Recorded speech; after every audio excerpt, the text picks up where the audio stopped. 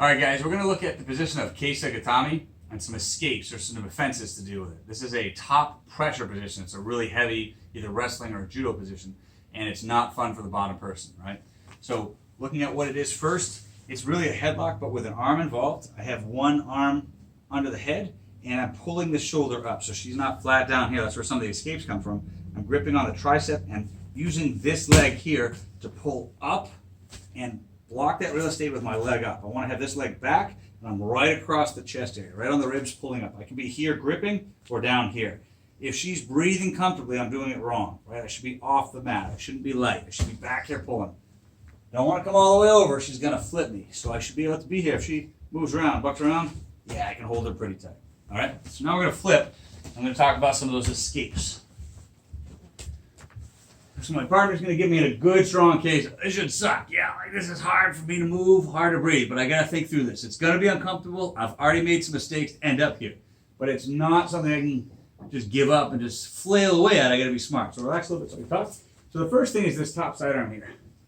Right here, I have this kind of bone part of my arm that I can use, right?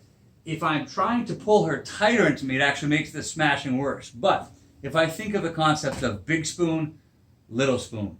Right now I'm the big spoon, but my legs are up. So I want to be a big spoon and turn this way and walk in as tight as I can, right against her.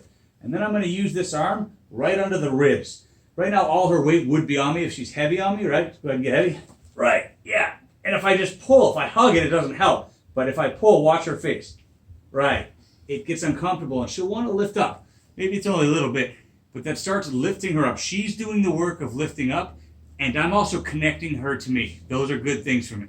So she's holding my arm up tight. I pull it in, right. Now, my feet are all the way in here. I'm all the way on my hips. I turn and come this way. Big windshield wiper motion with my hips, and I bridge with this top leg. Last part is I want to think about her head and shoulder coming right to the mat while I look up high. So I'm pulling in tight. I look and drive her right over.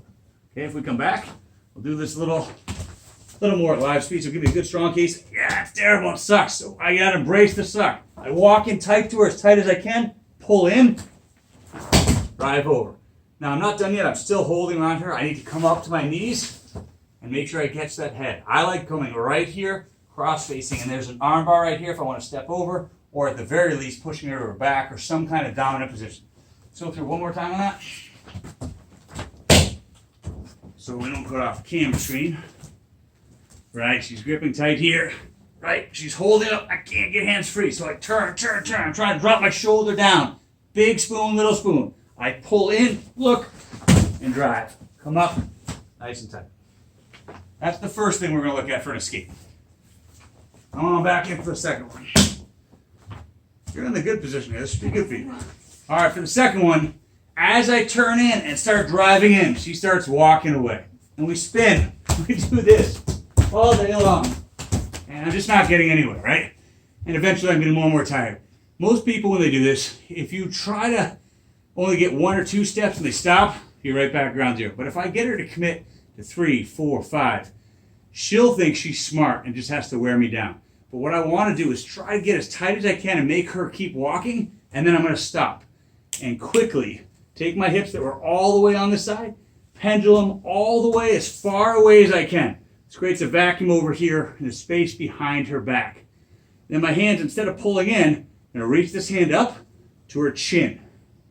Not the neck, not coming across. It's tempting to push here, but I want to come right up to the chin, and I'm going to dump her straight down into this space. Boom. And as I come up, right, the head goes down, I come up, I still have the arm, I switch my hips underneath, and I'm right there on the side. Let's look at this one more time. Here. I have to make her commit on this. If I just kind of half-ass a turn and then try to go, it won't work. So I need to make her believe I'm doing this 100%. Now, to be fair, if I'm doing it 100%, it'll probably work. I'll get that throw over. But if I don't, she's defending that 100%, which sets me up for option number 2. So I turn in, she walks, I flip, right up, boom, and right over. Okay? Those are the first 2 escapes that I like to use. However, there's a third one. Now, this is often the first escape that people learn, but I like to think of it as the third escape.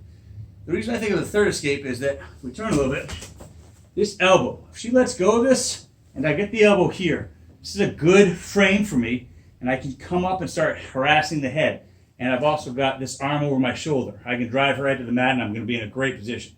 However, people going into Kesa Gatame should control this arm. The reason she's grabbing that tricep and pulling up is so I don't do that. So I don't think of this as my first escape because it almost never happens. But if I do the big spoon, little spoon, and she walks away, I either get that roll or I come back here. As I'm pushing, she defends. And as I drive, that hand comes up, or I'm getting her halfway, I start having space. I let go and turn. And there is my third escape, or like I said, the first one. Right now I'm blocking the hip. As soon as I'm here, I don't want to stop, because if I let go, she'll start spinning back into me or right. So what I'm going to do is take this hand that was pushing here, come over the head. I'm arching my head up as I'm pushing her head down. I turn her down, belly down, and come right up. I've got a nice shoulder crank here. I can move to the back position. I can roll over, or sometimes I even get a tap as people go belly down and I crank the arm. So let's look at those three in succession. You got Kesa. First one, big spoon, little spoon. I turn my hips. I walk into her. She stabilizes. She's not letting me go anywhere. I pull in, look, and roll. Boom. Second one. I start turning my hips. She walks away. I get her to commit. I turn back, hand to the chin, drive straight down. I come up, reset my hips. Third one. I'm trying the first and second, right? I walked into her. It didn't work. I pushed here. I'm trying to drive. I hook back up here. But sometimes I even come out like this, but Claire's being really serious. And I turn away and push. This arm stays hooked. I get my elbow back. Okay, so let's try that so we can see it live speed. So I'm turning into her. I push back. There's my elbow pop. I can even spin and take the back if I want here.